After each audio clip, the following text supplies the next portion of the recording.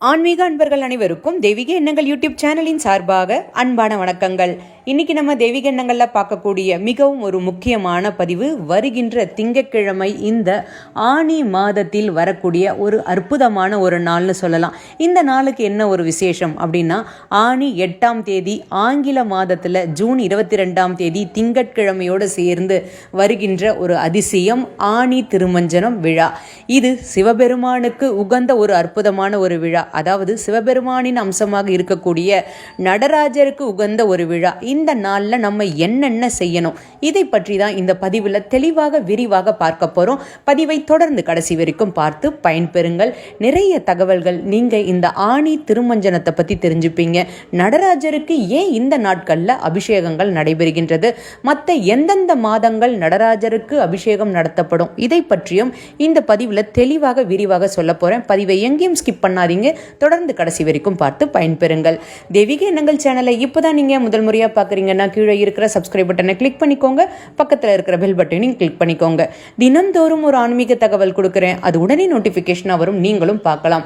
ஆனி மாதம் உத்திரம் நட்சத்திரம் அன்னைக்கு எல்லா சிவன் கோவில்கள்லையும் ஆனி திருமஞ்சனம் நடைபெறும். வழக்கம் பார்த்தீங்கன்னா சிதம்பரம் நடராஜர் கோவிலில் நடக்கக்கூடிய ஆனி திருமஞ்சனம் ரொம்ப ரொம்ப ரொம்ப விசேஷமானது.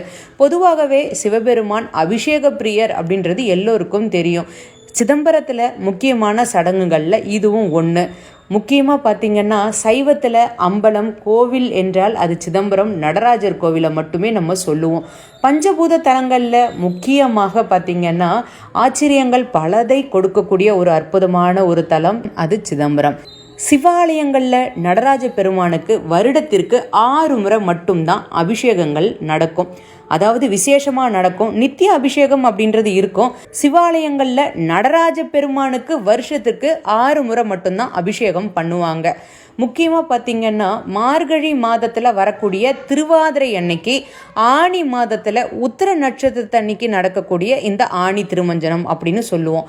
இந்த 2 நாட்களில் மட்டும் அதிகாலை வேளையிலேயே அபிஷேகங்கள் எல்லாமே நடக்கும். சித்திரை திருவோணம், ஆவணி சதுர்தசி, புரட்டாசி சதுர்தசி, மாசி சதுர்தசி, இந்த நாட்களில் மாலை நேரத்தில் அபிஷேகங்கள் எல்லாமே நடைபெறும் அப்படின்னு சொல்லலாம். ஆனி திருமஞ்சனத்தை நீங்கள் யாரெல்லாம் தரிசனம் செய்கிறீங்களோ அந்த சமயத்தில் அபிஷேகம் நீங்கள் சிவபெருமானுக்கு செய்தாலும் சரி, நடராஜருக்கு செய்தாலும் சரி, அபிஷேகத்திற்கு தேவையான பொருட்களை நீங்கள் வாங்கி கொடுத்தாலும் ஏராளமான புண்ணியங்கள் உங்களுக்கு கிடைக்கும், பலன்களும் அதிகமாக இருக்கும்.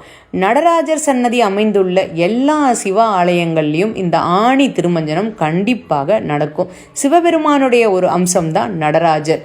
முக்கியமாக பார்த்தீங்கன்னா பொன்னம்பலம் இந்த தில்லை சிதம்பரம் நடராஜர் கோவிலில் இந்த விழா ரொம்ப ரொம்ப விசேஷமாக நடக்கும்னு சொல்லலாம். 10 நாட்கள் உற்சவமாக இதை நடத்துவாங்க. தினமுமே மாலையில் நடராஜர் பெருமானுக்கு எல்லா வாகனங்கள்லையும் எழுந்தருளச் செய்து முக்கியமாக சிவபெருமான் காட்சி கொடுப்பார். அனைத்து சிவன் ஆலயங்களிலும் நடராஜர் கண்டிப்பாக இருக்கின்ற இடத்துல எல்லோருமே பார்த்திங்கன்னா இந்த அபிஷேகத்தில் தவறாமல் கலந்துக்கோங்க. இது அதிகாலை வேளையிலேயே நடக்கும். ஆனி உத்திர நட்சத்திரத்தன்னைக்கு சிதம்பரத்தில் ஆயிரங்கால் மண்டபத்தில் அதிகாலையில் அபிஷேகம் நடத்துவாங்க. பகல் 1 மணிக்கு நடராஜருக்கும் சிவகாமி அம்மனுக்கும் ஆனந்த நடனம் செய்தபடி எழுந்தருள்வார் அப்படின்றது தான் நம்பிக்கை. பக்தர்கள் நடராஜரை தரிசிப்பாங்க. முக்கியமாக ஆனி திருமஞ்சனம் ரொம்ப ரொம்ப ரொம்ப ஒரு நல்ல நாள். நடராஜரை தரிசிக்கணும் அப்படின்னா தவறாமல் இந்த நாளில் போயிட்டு நீங்கள் தரிசனம் செய்யுங்க. நடராஜரும் சிவகாமி அம்மாவும் ஆனந்த நடனம் செய்தபடியே எழுந்தருள்வார்கள் இந்த நடராஜர் கோவிலில். முக்கியமாக பார்த்திங்கன்னா மேடைக்கு அவங்க வரும்பொழுது 2 பேரும் மாறி மாறி நடனம் ஆடியபடியே தான் வருவாங்க.